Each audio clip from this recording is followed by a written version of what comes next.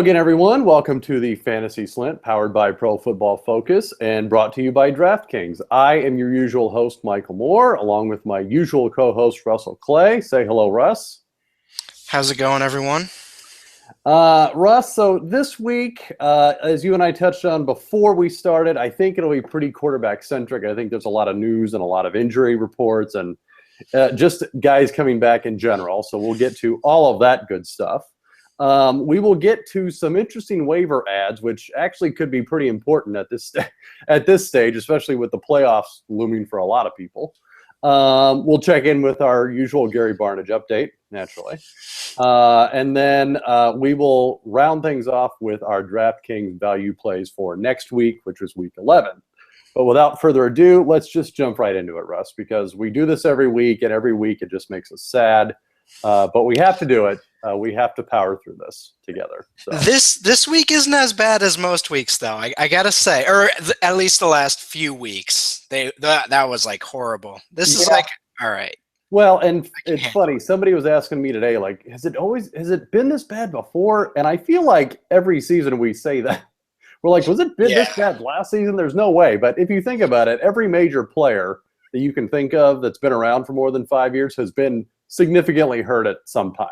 Even the guys that are healthy now, tearing it up, whether it's Gronk or Brady or Peterson or whatever, all of them, if you think about it, have been out for a season at some point. Or significant time, yeah, definitely. Right. So the bottom line is, in general, it happens. It just does. So that's why things like the waiver wire is very important, which we'll get to in a minute. But first, let's get to the quarterback position. Let's just start off with probably the saddest case, Russ. That would be Peyton Manning, who quickly, just as a side note, passed Brett Favre for the all-time passing yards record, but then was subsequently benched after 4 interceptions. So turns out he was actually playing with some torn plantar fasciitis, as we all are familiar with. He will most likely, I think there's a 99% chance, be out week 11. Now, it's debatable that he was going to be replaced anyway next week by Brock Osweiler. But let's just get into what that means for Osweiler and everyone else on Denver, Russ. So Peyton Manning, just for the season, 240 yards a game on average, a 9-17 touchdown to interception ratio. I mean, if his name wasn't Peyton Manning, I'm pretty sure he would have been benched long ago. But nonetheless, thanks to an injury, Gary Kubiak has a convenient excuse, so he will start Brock Osweiler next week.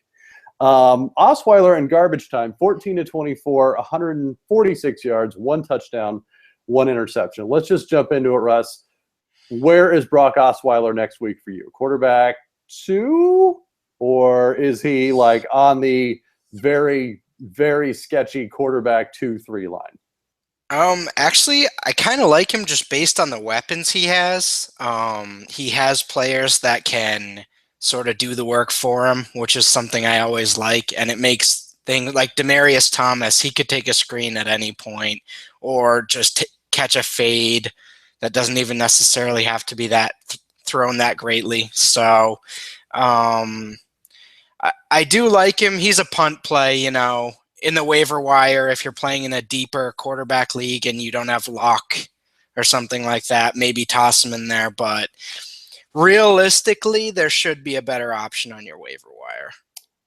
I would think so. Now, granted, the Broncos are at Chicago, so as you said, if you are just super desperate, then go for it. It's not a horrible play, Right, and I think might not be bad in DraftKings FanDuel type games, but we'll get to that in a little bit. So, Russ, I guess more importantly, because it's not like Peyton Manning was doing well to begin with, but some of the players around him were actually not doing bad, and specifically I'm talking about Demaryius. So what does this do for you for the guys surrounding Brock Osweiler next week?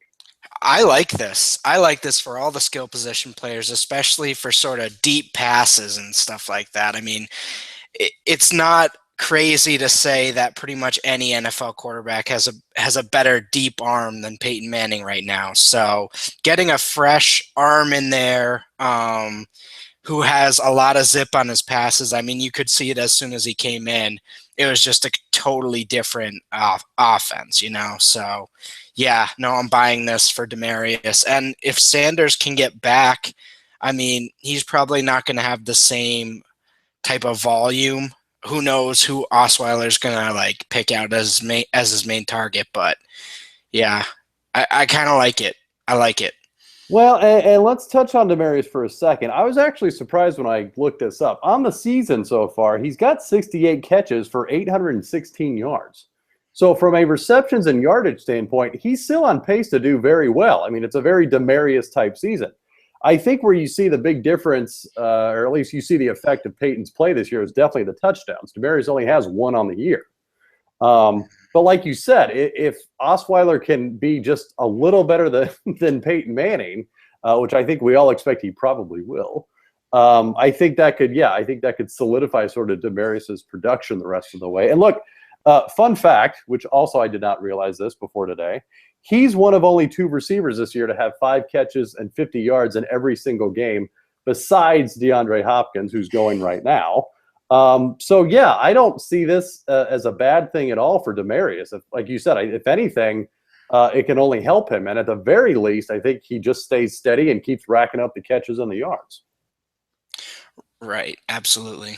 So, and we won't even touch the whole Denver running game because honestly, I don't know anyone that has accurately pinpointed that. So I'm not even going to act like I know. But either one, you should just be very cautious on.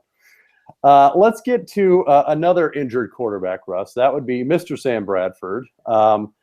Shoulder and concussion injuries he's dealing with yesterday. Enter the Sanchez, Mark Sanchez.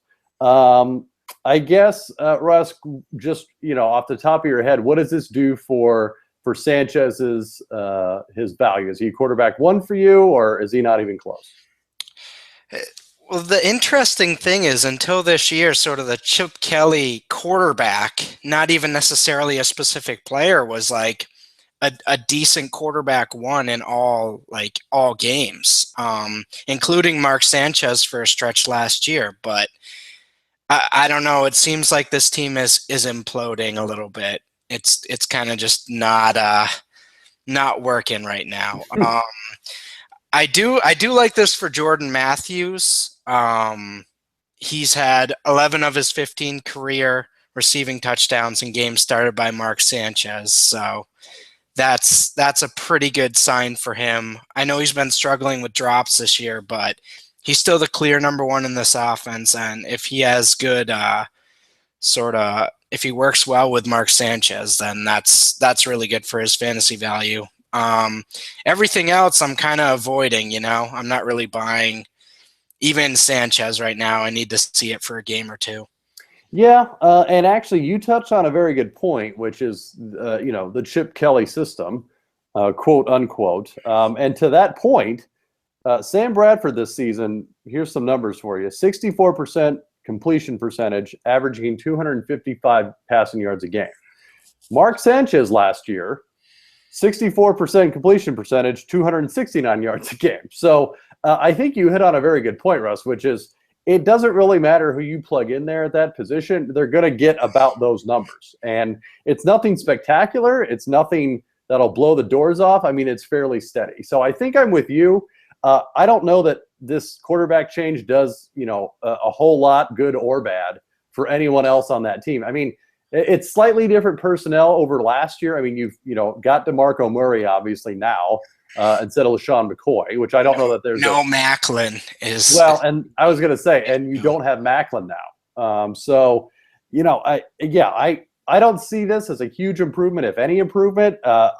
But luckily, I don't know that I see it as much of a drop-off for any of those other guys on Philadelphia either. I think it is where it is, and it's league average, I think. So, right. But no, that's interesting, though. So, all right, so those were the 2 big injuries this week, Russ.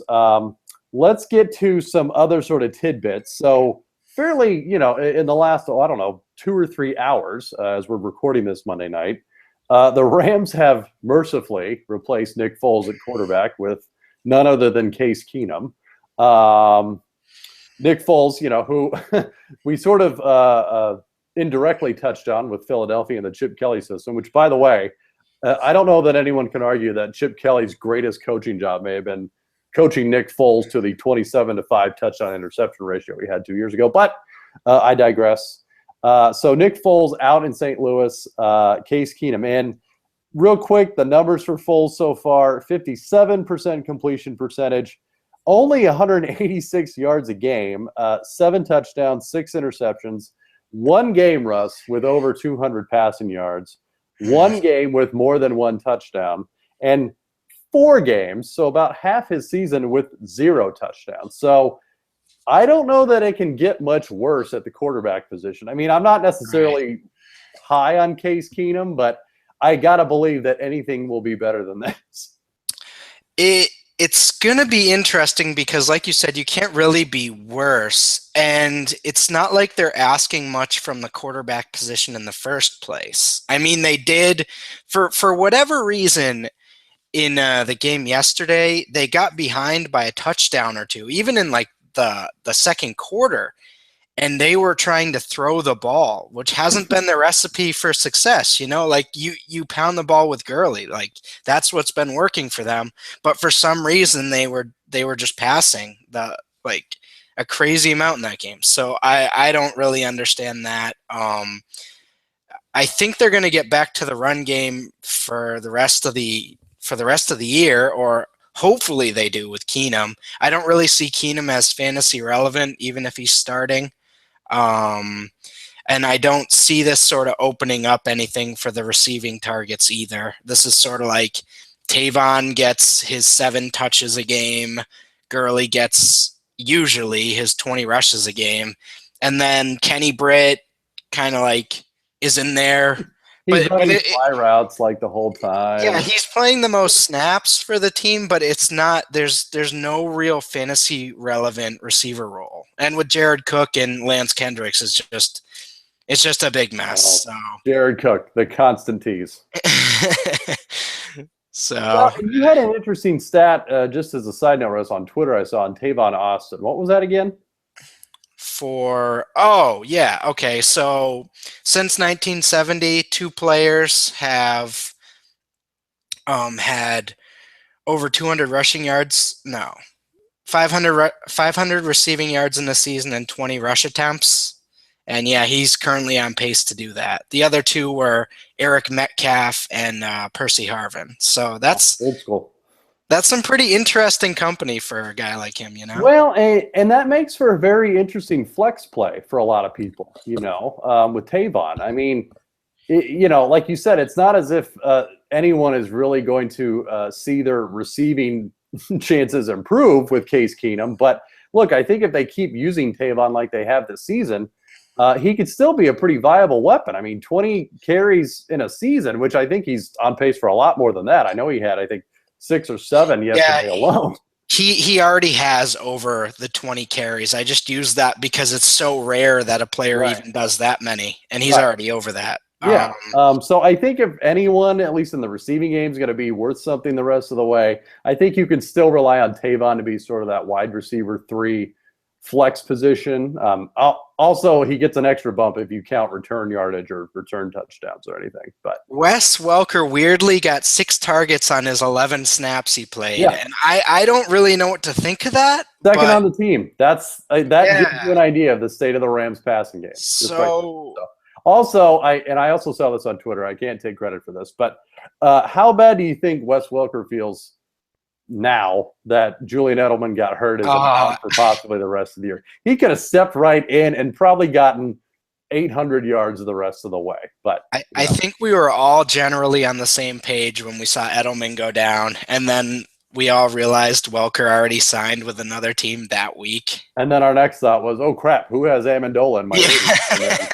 I know for the record, for all of my dynasty leagues and my non-dynasty leagues, he's already taken somehow. I don't know how that happened, but he's already taken. So, but yeah, we'll get to that one in a little bit also, Russ. But let's round out some other quarterback news. So, also mercifully in Dallas, Tony Romo will be making his triumphant return next week after missing 7 games, all of which Dallas lost.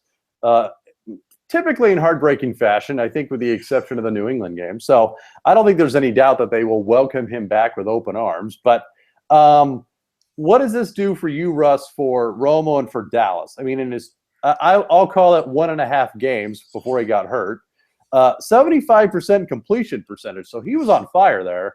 551 yards and 3 touchdowns. He did also have 2 interceptions. So with all that said, and he does have a healthy Dez, and obviously Jason Witten will never die.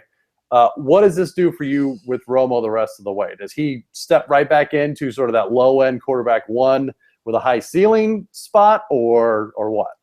This is huge for them.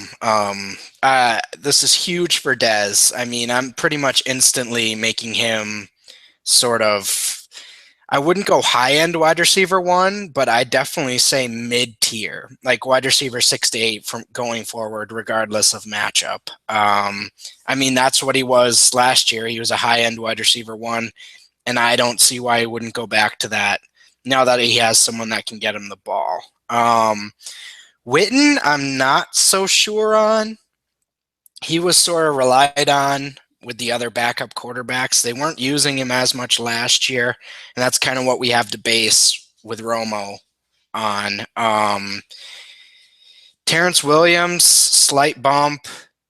I like this for the run game even more too. So McFadden, he was already getting the lion's share of the carries. I like this for him. But yeah, huge for Dez, huge for the Cowboys team. Not sure how it's going to work out for Witten. Yeah, I truly hope for everyone that has shares in the Cowboys offense that they return to normal. I don't know. I'm skeptical the first week or two about Romo, especially coming back from a collarbone injury. It's not like a lower leg injury where, hey, his arm's just fine and it held up and he's all good. So, but look, I think the silver lining is with Dallas and with Jerry Jones, they will never, ever, ever take the long-term approach and go, you know what, Tony, like maybe you should sit this one out or maybe you should get fully healed. Like he's going to throw him out there. He does not care. And they're going to go for it. And look, they're in such a bad division that they still have an outside shot at winning that division. So as long as there's a 1% chance, Jerry Jones via Jason Garrett will throw Tony Romo out there if it kills him. So, and they still have Greg Hardy on their team after. Well, that's a whole different podcast. Okay, we're a fantasy show. Yeah, we will not get into that one because that is just full of hot takes, and that can take a while. So, anyway, all right. So that covers the quarterbacks we know are going to be coming back and know are going to be replaced. Let's touch on a couple other guys, Russ, that I wanted to get to that there's some question marks, at least as of today, on whether they will continue starting and who will replace them and whatnot. So let's get to the first one. Johnny Manziel, and it's everything in Cleveland, at least on the offense, with the exception of, my man crush, Gary Barnidge, has just been a dumpster fire. But yes, you've got Manziel that showed some signs of life this past week, 33 of 45 for 372 yards, 1 touchdown, 1 interception. Josh McCown still hurt, 36 years old. The Browns not going anywhere. Like, logic would dictate that, like, Manziel should start the rest of the way, right? Like, I can't believe Mike Peyton is thinking to himself, Josh McCown is my ticket to another year at this job, right? You've got to throw Manziel out there and just see what happens. Yeah, they have to keep it going. In terms of the Browns offense, I haven't seen so many runs. Like, I haven't seen a defender in the backfield for so many runs before in my life. Duke Johnson consistently has like 8 carries in the game for 3 yards. And when you watch him in the pass game, it's like he's clearly better than this. But when you get hit behind the line every single time, there's nothing you can do. Okay, but anyway, I'm avoiding everyone on that offense other than Gary Barnidge. This was kind of like a big test week for him and sort of how his production was going to go for the rest of the year. People after last week kind of started to question sort of, is this really real or was this just because? Well, and for the record, Russ, we did not have a podcast last week. I'm not saying the two are linked, between us and Gary Barnidge's production, but it's fairly obvious, I think, at this point. But continue. And so over the last 2 weeks, he's had 87% and 91% of the snaps. So nothing changed there. And he's had 7 and 8 targets in the last 2 weeks. So the important numbers and usage are there. This week, he finally returned it with a touchdown, and he sort of got back to his usual form. So he's back. He never really left. He just had a down game. But, I mean, if you had any worries after last week that Manziel's starting so he's not going to go to him anymore, like, that's not real, you know? Mm-hmm. He's going to get I know. he's the main target in that offense, and it's going to be like that all season. So yeah, because he's awesome. So, yeah. Gary, come on the show, please. Anyway. All right, so I think we're in agreement. Manziel's the guy to own there. And look, they're going to be bad. They're going to be losing a lot of the time, and they're going to be chucking it. So if you've got somebody on the receiving end, ideally Barnidge, but really, if Travis Benjamin puts together more consistent games, then that's not a bad play either. He's the only other one that it's like, okay, you can reasonably start him as a flex, Right. All right, another quarterback, Russ, that I think there's probably more rumblings this week about replacing him. Ryan Fitzpatrick in New York, obviously coming off a loss this past week to Buffalo. He's as long as you're winning, it's very difficult to even think about a quarterback change. So entering this week, they were 5-3, putting a good season together. Lost last week to Buffalo at home, which is not a good sight. And, you're going to have more talk of replacing Fitzpatrick with Geno, who, look, was the incumbent at the end of last year and over his last month strung together some good games. And I think, no one envisions Fitzpatrick as having that job long term. So I think it's fair to wonder, look, let's see what we got with Geno before his value runs out. And I don't think I can blame him. I mean, look, Fitzpatrick isn't exactly lighting the world on fire. He's got 60% completion percentage, so good, not great.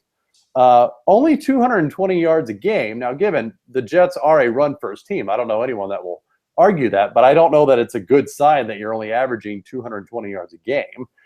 Does have 15 touchdowns, but also has 9 interceptions. So I guess the first question is, Russ, what's your take on this, quote, quarterback quasi controversy? Is it too early to replace Fitz, or are you expecting it?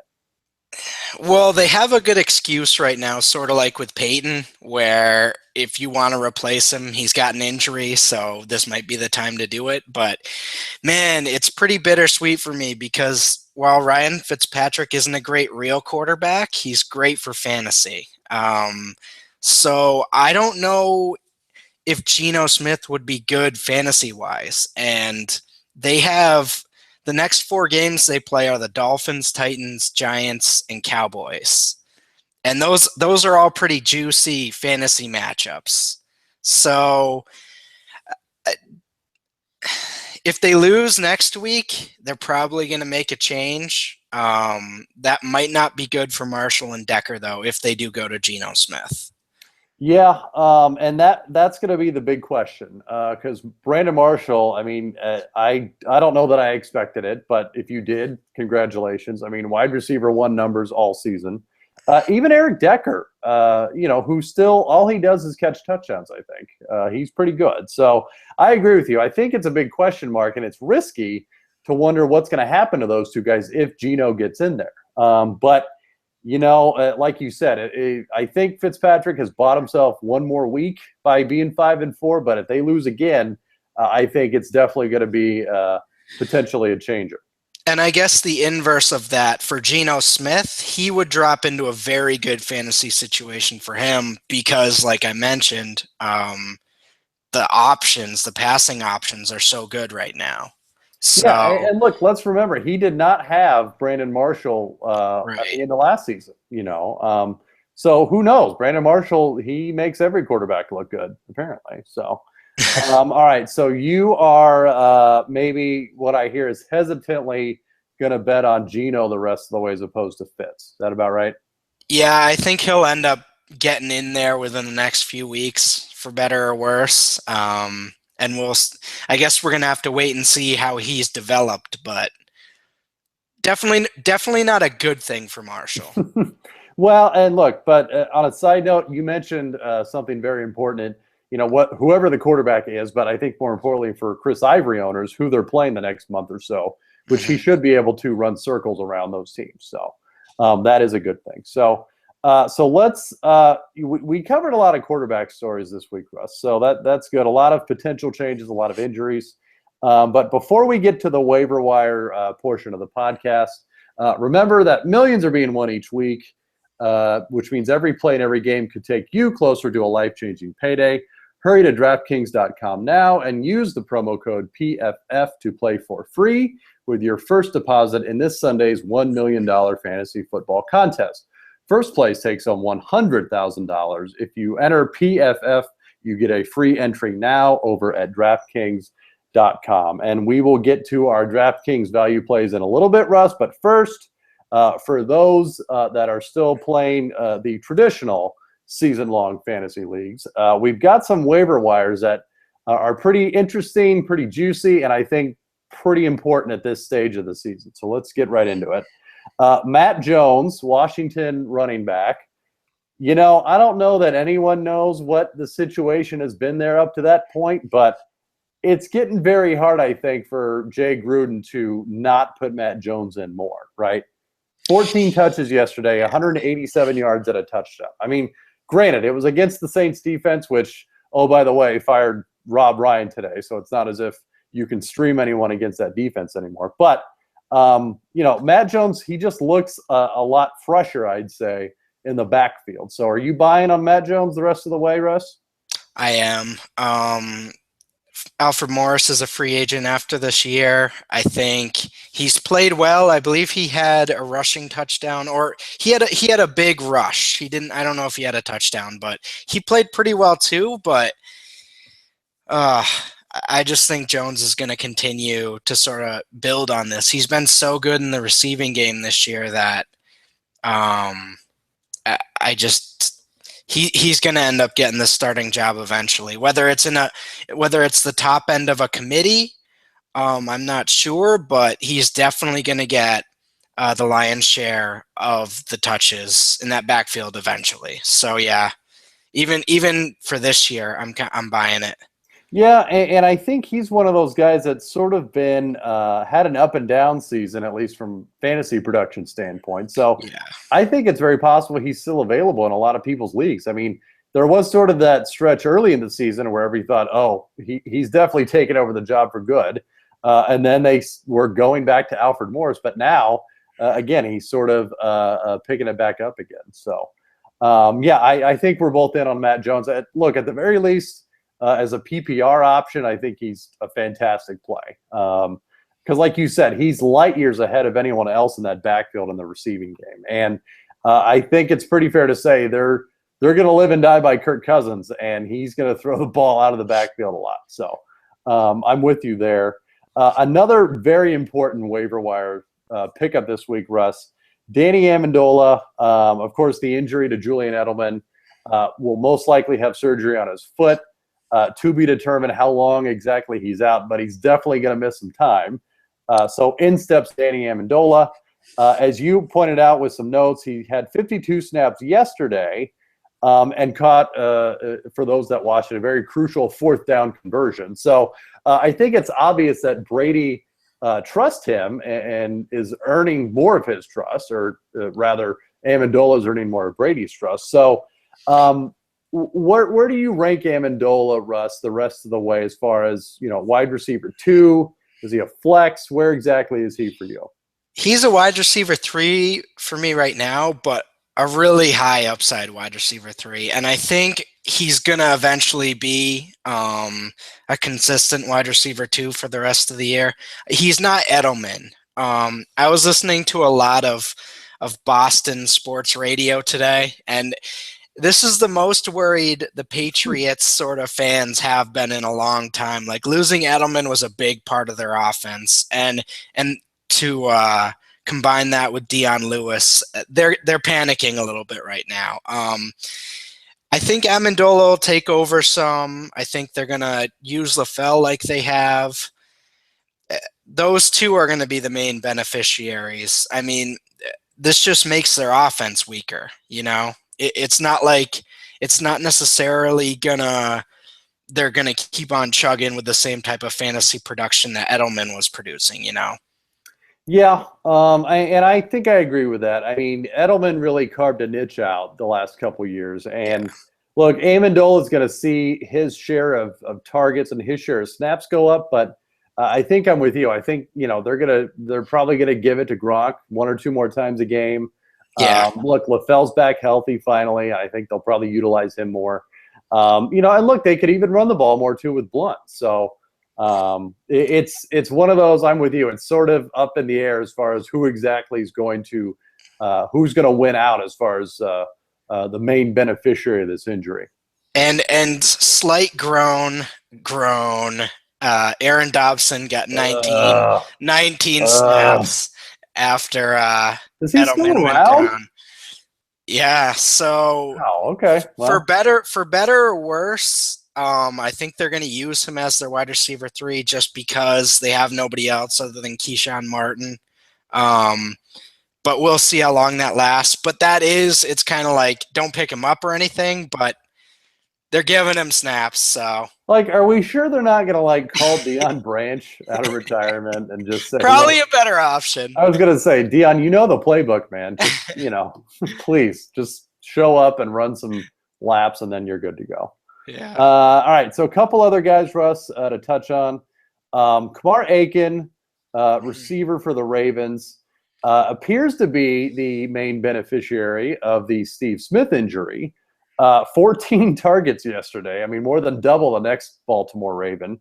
Only caught half of them for 7 catches, 74 yards. But, on a Baltimore team that I think is probably going to be behind more than it's ahead, I think I like Aiken's chances, right? Yeah, I agree. Aiken's definitely the main target in the offense now, for better or worse. I mean, you definitely have to force the round peg into the square hole, or whatever that saying is, for this right now. He's definitely more of a number 3 or number 4 option in an offense. So for 2016, I like the Ravens. They're gonna mess around and get a top 5 pick here this year and come back real strong. But for this year, I mean, in easy matchups, Aiken, sure. Forsett in the right matchup. The Crockett-Gilmore, Max Williams saga, I don't know what to think. They're both getting snaps and touchdowns, so sure. But yeah, it's just there aren't very many good players on that offense right now. Yeah, which is really unfortunate because I definitely had them pegged to do good things offensively, primarily because I thought Mark Trestman was an offensive genius, but I don't know, man. It's not I will have to retract, I think, that sentiment after this season. I don't know that we can totally blame him, though. Yeah, that's true. I don't know. You got the Steve Smith injury, and Rashad Perriman just gone. And they've just had some bad luck. I mean, even yesterday against the Jaguars, it's bad when the NFL comes out and said, yeah, you probably should have won that game. And I feel like they've been on the losing end of a couple bad calls this year. So, it's just bad news, Bears in Baltimore this year. Their schedule has been horrible this year. I don't hold on. Well, and they've just been unlucky. I mean, if any team can claim they've been unlucky this year, I think it's got to be them. Every other team that has a record similar to them, you could, I think, justifiably say that's a bad team. Like 49ers, bad team. Tennessee, before the Ken Whisenhunt firing, really bad team. But Baltimore, again, it's sort of like Dallas. They've been in every game this year. It's just hasn't gone their way at the end. I mean, look, it's got a lot of the same personnel that they always have. It's just, unlucky at times. So. Broncos, Bengals, Steelers, Cardinals. Oh my God. They've had a rough go of it so God, far. I would say to sell whoever you have on Baltimore, but I don't know if anyone has anyone on Baltimore worth selling at this point. So, yeah, it's not good times. I would probably abandon ship on Baltimore. So, all right, last waiver wire ad to discuss Russ this week. Cody Latimer, who we have not heard from in a while, stepping in the absence of Emmanuel Sanders battling an injury. 6 targets, second on the team, 3 catches for 30 yards. Didn't play horrible in Sanders' absence. Now, Sanders is expected to be back next week, so I don't know that Latimer is necessarily going to be keeping that up. But, if you're in a deeper league and can stash Latimer for the rest of the season, I think you do that, right?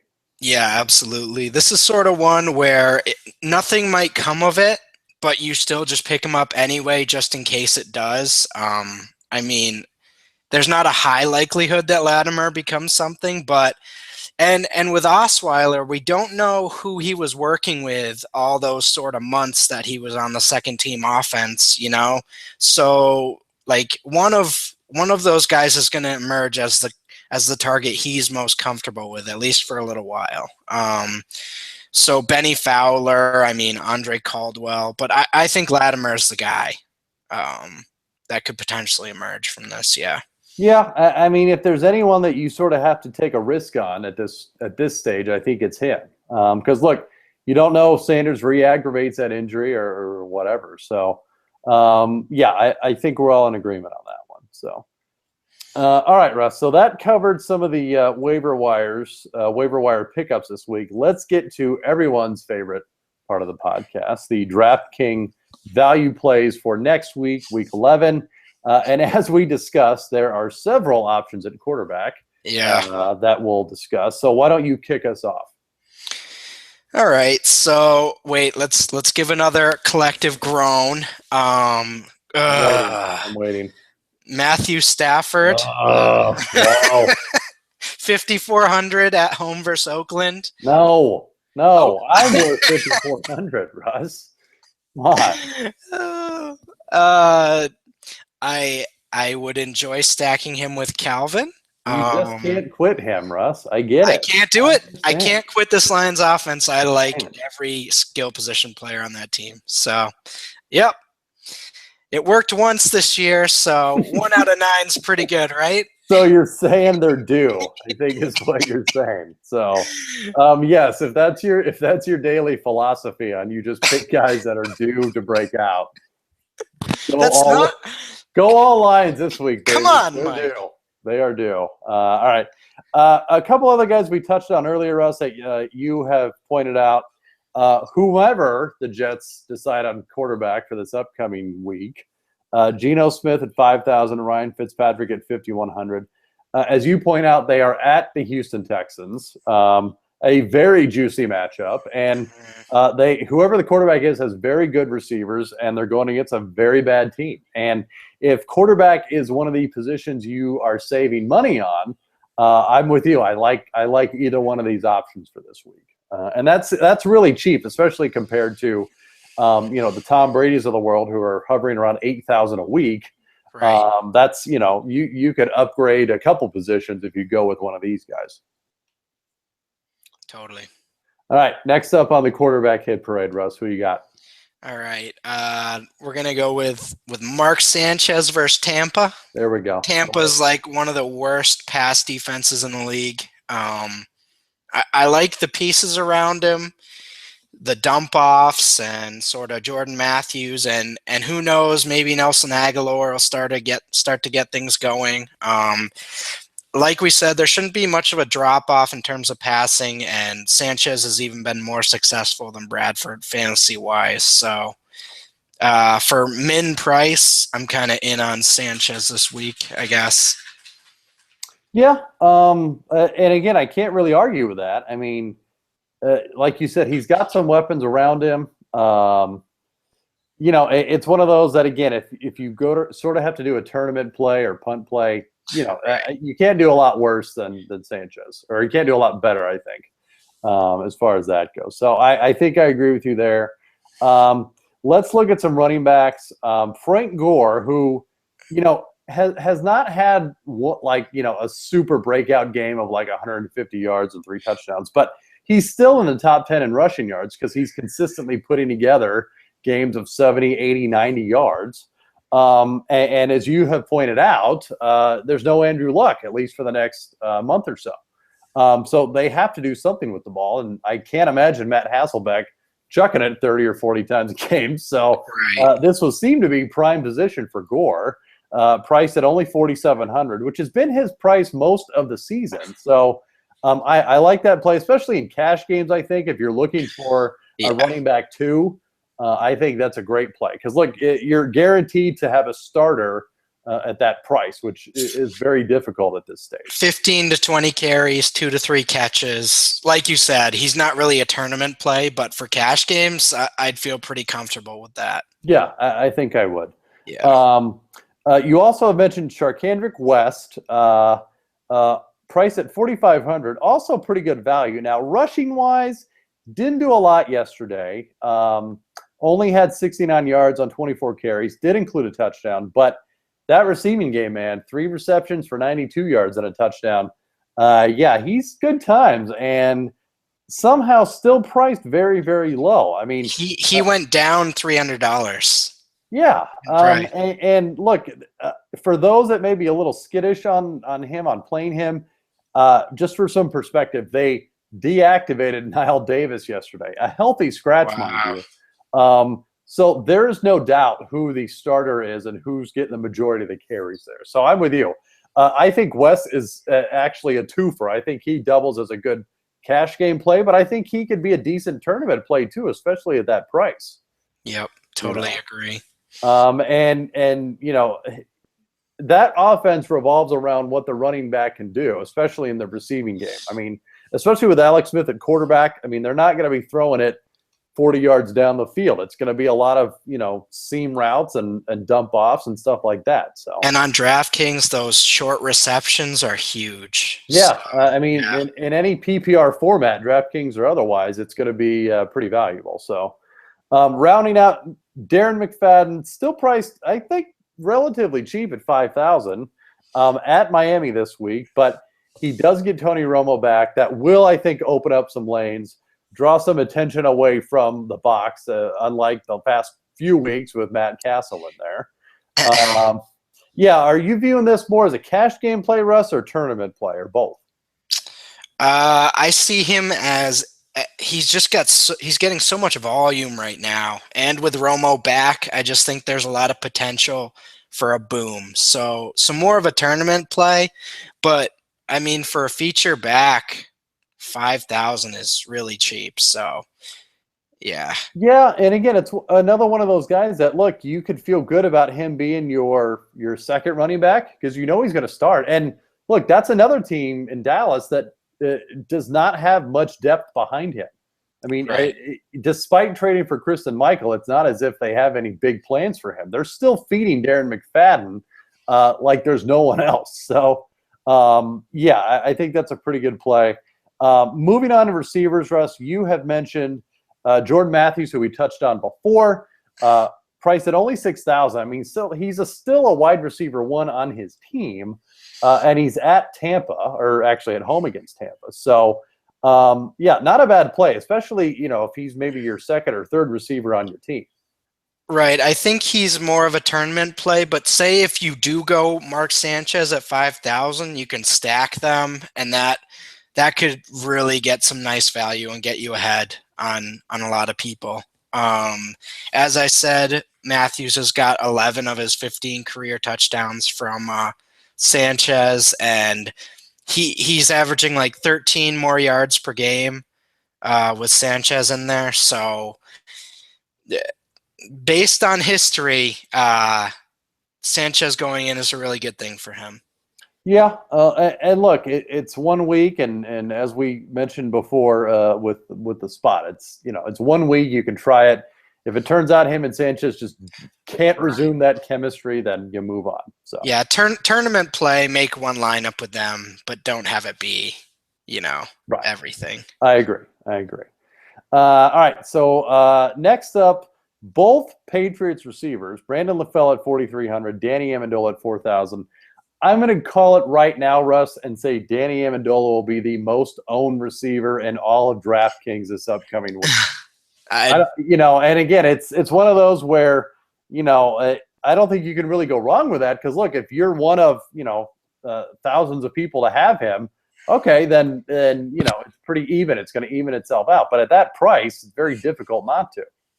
Yeah, I think you pretty much have to do it just based on potential ceiling in that offense. I mean, if he turns into the Edelman, if they start giving him Edelman targets, you pretty much have to play him at 4,000. So I agree with that. I could definitely see him being really high owned in all formats. I'm going to guarantee it, along with probably Gronk too. Yeah. But speaking of tight ends, before that, Russ, I'm going to let you conduct this week's edition of the Michael Floyd Truther Meeting and have at it. The stage is yours, my friend. He broke out 2 years ago. Took a year off. That's your argument. No. Took a year off, and now he's doing it again. Touchdown in 4 straight games.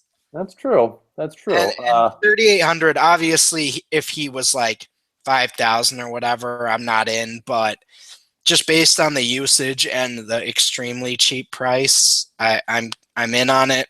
He's playing a tough defense. He's definitely more of a tournament play, but they're using him. So well, and look, people would have thought last night they were playing a tough defense, but still went off for 7 for 113 and 2 touchdowns. So right. All right, Russ, I'm going to give you this one. I will attend your Michael Floyd Truther meeting this week, but don't let me down.